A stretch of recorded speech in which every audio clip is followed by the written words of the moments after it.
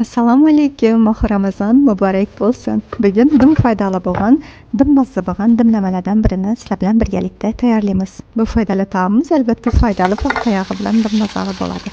Yog'imizda bedanalarimizni ikki tarafini qizartirib, qovurib olamiz. Qovurilgan bedanalarimizni alohida so'yish uchun alohida olib turamiz.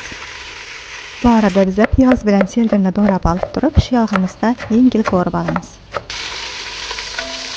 Обычный go'sht, piyoz, birinchidan men qiyma uzatib oldim. Bedanalarimizni ichidan qiymamiz bilan to'ldirib olamiz. Qovurilgan piyozlarimiz ustidan shihakdan chiqqan pomidor bilan tomatni solib, yengil qovurib olamiz.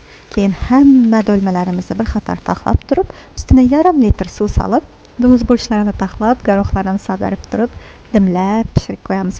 2 soatda xil bo'lib, mazza bo'lib, foydalidan bo'lib pishib chiqadi.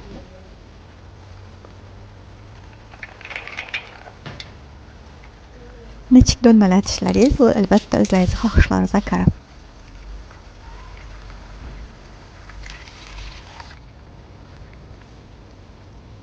Bugundan boshlab sizlar Ramazon uchun har xil taomlar retseptlarini ulashishni boshlaymiz. Noma'lum retseptini o'rganasizlaringiz bo'lsa, sizlarni kommentariyada kutib qolamiz. Agar taomimiz yoqqan bo'lsa, albatta mehr, like va kommentariyaringizni kutib qolamiz. Rahmat.